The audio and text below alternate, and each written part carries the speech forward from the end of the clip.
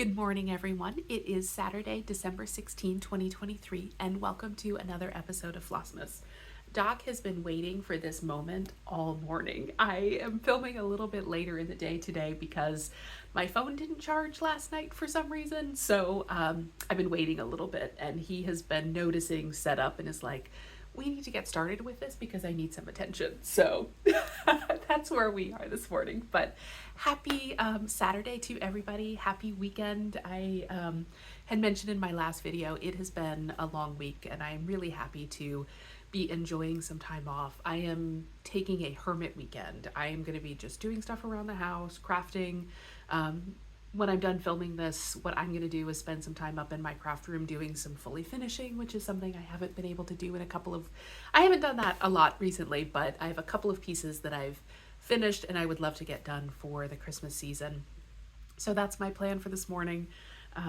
Just relaxing and enjoying some time away and a little bit of quiet. So I hope that you also have a chance to relax a little bit. I know that this is a busy time of year, but I hope that you get to have a little bit of stitchy time, a little bit of time with friends and relaxing and doing all of those good things as well. So with that, I will launch into our morning's content. And with that, I think I've said that multiple times, every time. That's my transition.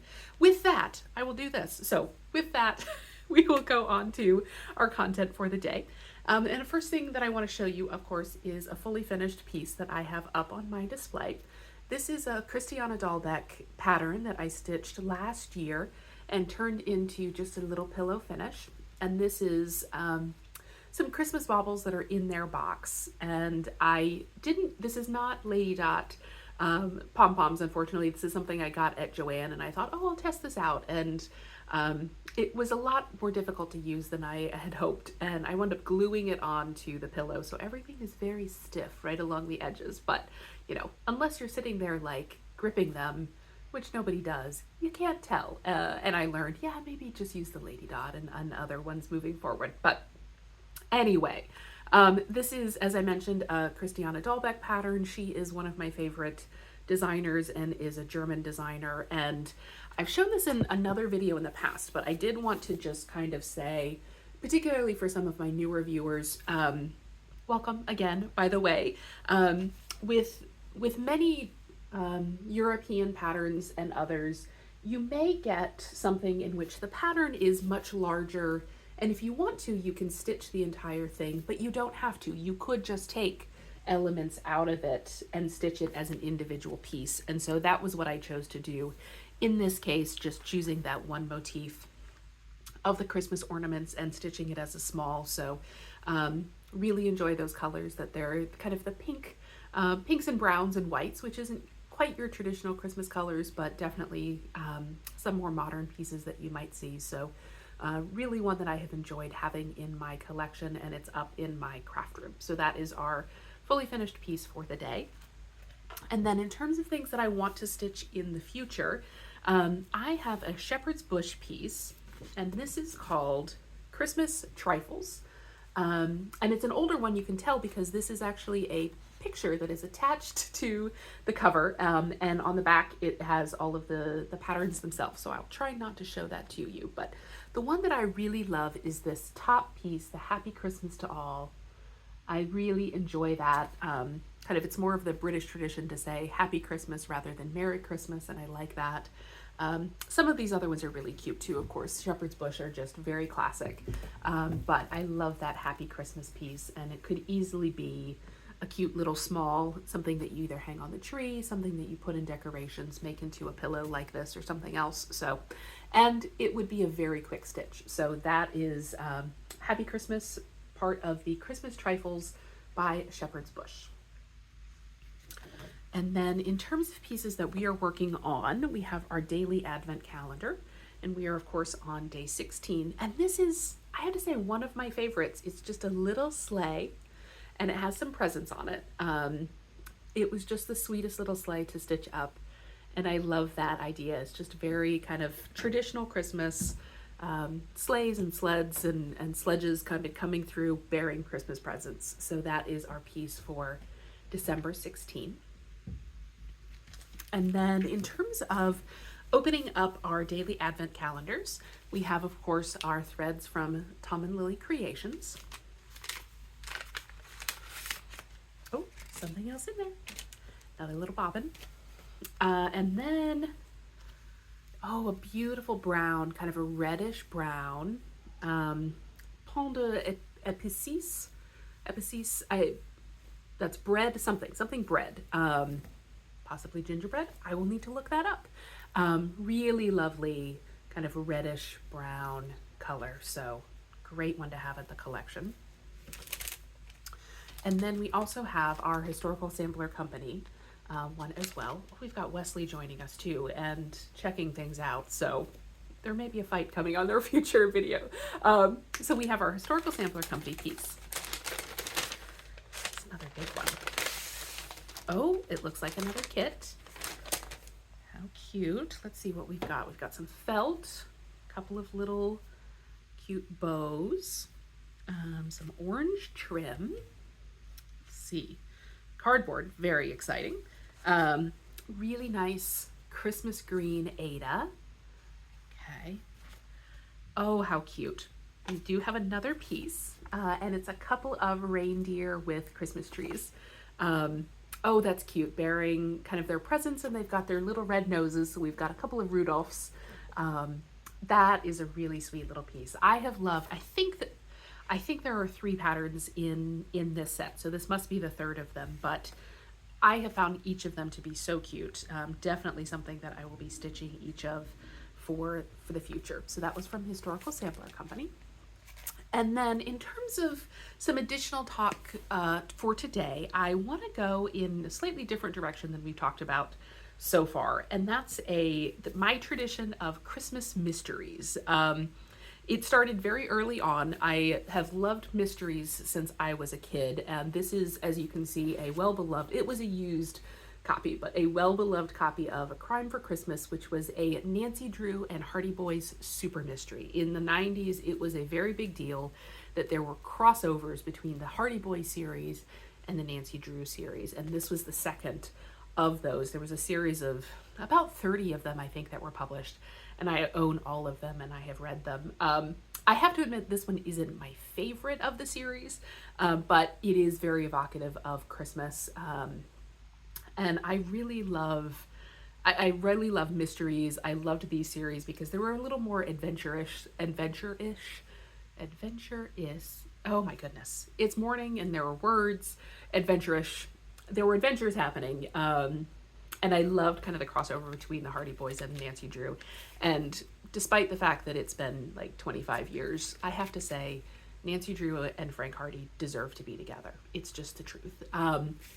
But I really enjoyed these growing up, and anytime they went off on adventures of to all kinds of places, and the Christmas one is always fun. But I think that this is the kind of thing that sparked my interest in Christmas mysteries that has continued to this day. I have several others, and this is just a small portion of the collection. I actually, in the way that like Google knows everything about you, there was an article that popped up on my phone yesterday in the news feed about what is it that's so special or intriguing about Christmas cozy mysteries, like classic cozy mysteries, and why they're so popular.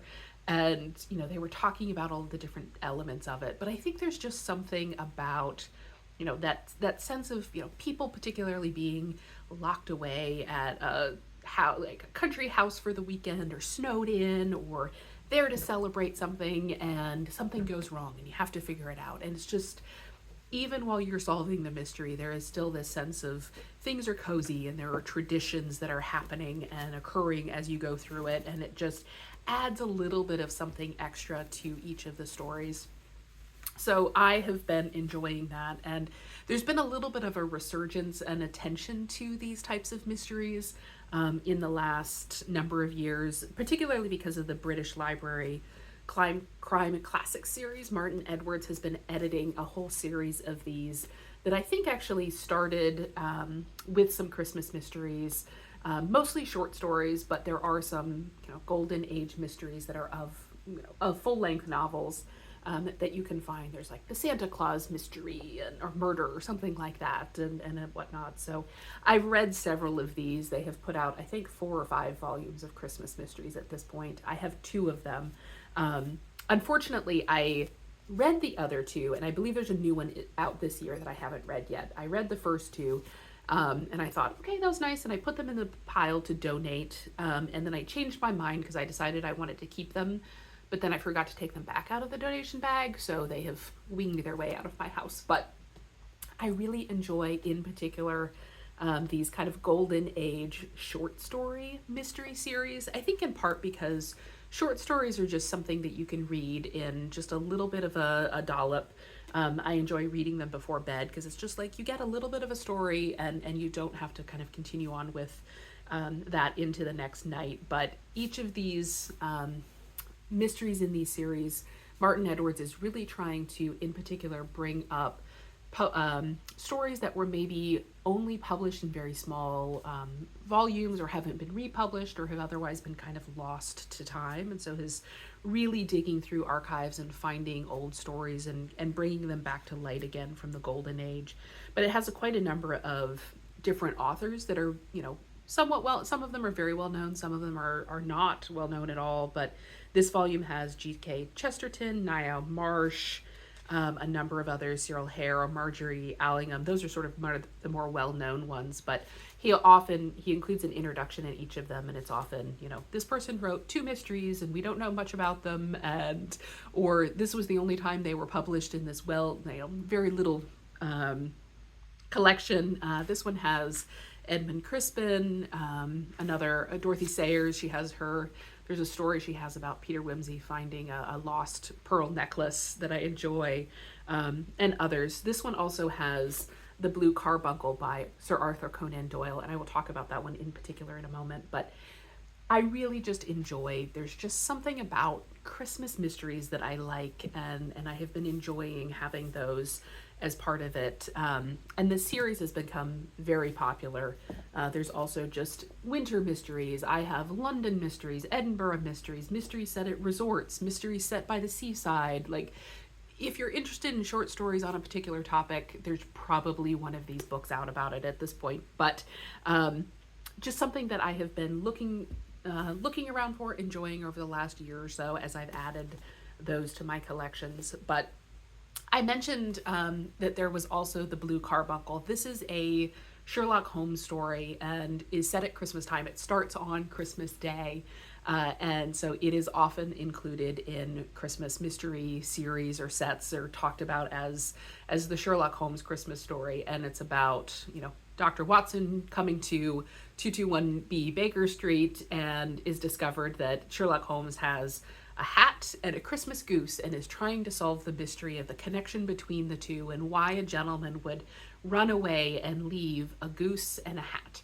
And so it's a really fun mystery, kind of obviously classic Sherlock Holmes, but set at Christmas time, so it has that added element. And I have a version that is on audio that Alan Cumming reads.